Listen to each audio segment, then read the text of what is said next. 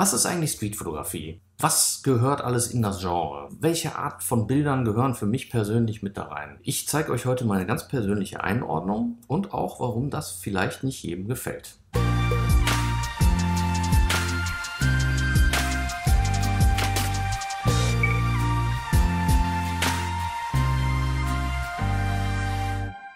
Hi Leute, hier ist Jochen, willkommen auf meinem Kanal. Das Buch kennt ihr jetzt mittlerweile vielleicht schon, mein Buch Streetfotografie, die Kunst, einzigartige Augenblicke einzufangen. Heute Teil 2, Begleitungsvideo. Im letzten Video habe ich euch ja so ein bisschen erzählt, wie ich persönlich zur Streetfotografie gekommen bin. Und heute erweitern wir das Thema ein bisschen, was für mich überhaupt Streetfotografie ist. Was gehört alles da rein? Ich habe das in verschiedenen Podcasts und Livestreams, wo ich jetzt in letzter Zeit zu Gast war, herausgestellt. Für mich persönlich werden die Diskussionen, was alles Streetfotografie ist und was nicht, viel zu kleinlich geführt. Dieses Schubladendenken nervt eher, es bringt uns nicht dazu, irgendwie bessere Streetfotografie zu machen oder überhaupt bessere Fotos zu machen. Deswegen versuche ich jetzt heute mal, euch meine persönliche Sicht auf die Streetfotografie zu vermitteln. Für mich gibt es zwei ganz entscheidende Merkmale für die Streetfotografie. Merkmale, die andere Genres einfach nicht unbedingt haben und die das Genre für mich total einzigartig machen. Also das erste ist, Streetfotografie findet im urbanen Raum statt. Es ist halt eben weniger Dorf, sondern eben mehr Großstadt. Das heißt nicht, dass man nicht auch mal auf einem Dorf oder in einer Kleinstadt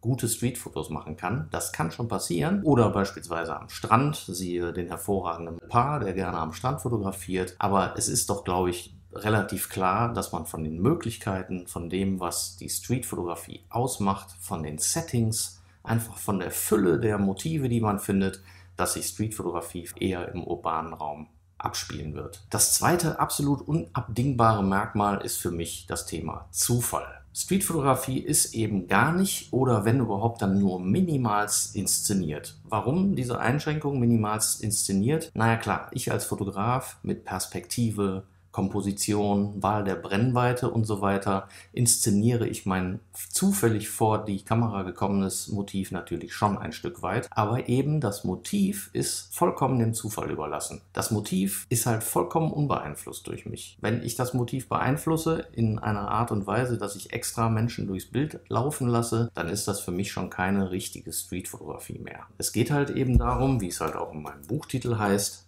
einzigartige Augenblicke einzufangen und nicht Augenblicke zu inszenieren. Die einzige Ausnahme, die ich da machen würde, ist halt eben das Thema Street-Porträts. Klar, das sind häufig dann auch Zufallsbegegnungen. Klar, natürlich inszeniere ich da mein Gegenüber, aber grundsätzlich spielt der Zufall halt einfach für das gefundene Motiv in der Streetfotografie die allergrößte Rolle. Das sind eigentlich meine beiden wichtigsten Hauptmerkmale, die zur Streetfotografie gehören. Es gibt noch so ein paar wichtige Aspekte, die man im Hinterkopf behalten sollte. Beispielsweise Aspekt Nummer 1, ein Bild zu machen ist viel wichtiger als technische Perfektion. Es macht überhaupt keinen Sinn, ein lustiges, zufälliges, spannendes Motiv vorbeistreichen zu lassen, weil ich noch an meiner Kamera rumfrickel. Die Kamera, die ich dabei habe, ist die beste. Ich muss das Bild halt machen und ich muss es unter Umständen schnell machen. Ist die Schärfe nicht richtig? Ist verwackelt? Ist die Komposition nicht gut? Nicht so wichtig, wie das Bild zu machen. Wie eben angesprochen, aus meiner Sicht sollte dieses Schubladendenken, was das Genre angeht, halt einfach auch wirklich gerne aufgelöst werden. Wir Menschen denken halt einfach sehr gerne in Schubladen. Beispiel, Diskussion zur Streetfotografie, ist das jetzt Cityscape oder ist das Streetfotografie, finde ich persönlich total überflüssig. Aber wenn man halt daran geht, dieses Schubladendenken aufzubrechen, mögen manche Leute das einfach leider nicht, weil sie dann nicht mehr wissen, wie sie ihre Art der Fotografie oder Fotografien von anderen einzuordnen haben. Und alles, was wir Menschen nicht einordnen können, macht uns erstmal Angst. Aber dafür sollten wir vielleicht einfach mal im Hinterkopf behalten, dass die Fotografen, die nicht in Genregrenzen denken, meistens die besten Fotografen sind. Aber lasst uns doch trotzdem mal versuchen, die Streetfotografie irgendwie ein bisschen genremäßig einzuteilen. Also für mich gibt es eine grobe Einteilung, wie ich sie auch in meinem Buch beschreibe, in Streetfotografie mit Menschen und es gibt eine Streetfotografie ohne Menschen. Die Übergänge können hier total fließend sein. Man sieht nur ein Detail, einen Fuß, eine Hand, einen gespiegelten Kopf von einem Menschen. Ist der Mensch jetzt Hauptprotagonist in dem Bild oder nicht? Also die Übergänge sind auch hier fließend. Außerdem ist es natürlich so, dass in einer urbanen Umgebung, in einer Stadt, der Mensch sowieso allgegenwärtig ist. Eine ganze Stadt ist ohne Menschen überhaupt nicht denkbar. Deswegen in der Streetfotografie im urbanen Raum ist der Mensch sowieso in irgendeiner Form im Mittelpunkt. Denn alles, was ich auf einem urbanen Bild sehe, ist auf den Menschen als Verursacher zurückzuführen. Streetfotografie ganz ohne menschliche Beteiligung gibt es sowieso meiner Meinung nach nicht. Aber deswegen ist die Streetfotografie halt eben was völlig anderes als Landschafts- oder Naturfotografie. Ich gebe mal ein paar Beispiele für Streetfotografie ohne Menschen.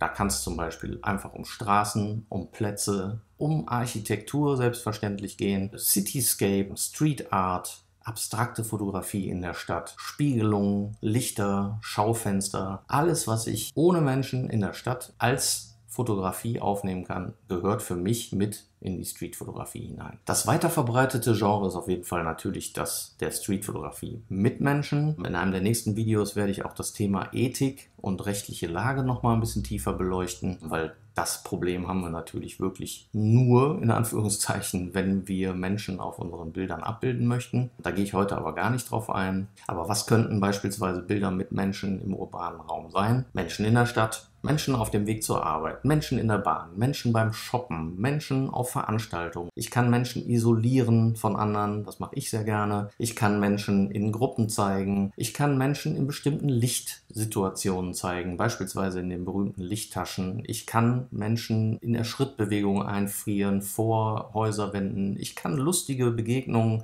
kleine Begebenheiten, kleine Szenen in der Stadt aufnehmen. All das sind halt Fotos, die ich mit Menschen in der Stadt machen kann. Natürlich kann der Mensch auch total im Zentrum stehen. Das sind dann eben die berühmten Streetporträts.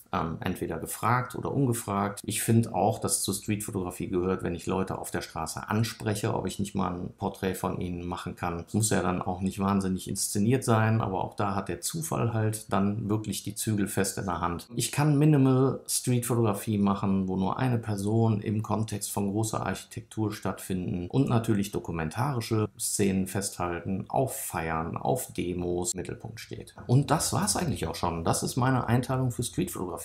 Für mich gehört ganz viel damit rein. Ich finde diese ganzen Subgenres, ja, sind vielleicht irgendwie möglicherweise relevant, aber lasst uns doch einfach diese Diskussionen, was Streetfotografie ist und was nicht, ein bisschen weniger kleinlich führen. Aus meiner Sicht ist das Thema Street am besten geeignet, ganz viele Genres darunter zu vereinen. Es gehört alles da rein, was zufällig inszeniert ist, was im urbanen Raum stattfindet. Ja, beim nächsten Mal möchte ich euch dann, wie gesagt, ein bisschen was über die Ethik und die Gesetzeslage zur Streetfotografie mit Menschen in Deutschland erzählen. Bitte kauft weiter fleißig mein Buch. Wenn ihr das macht, schreibt gerne auch eine Rezension, das wird mir wahnsinnig helfen. Wenn ihr das Buch über den Link unten bestellt, dann habe ich auch finanziell noch ein bisschen mehr davon. Und ja, ansonsten wünsche ich euch noch eine gute Zeit und wir sehen uns ganz sicher beim nächsten Video.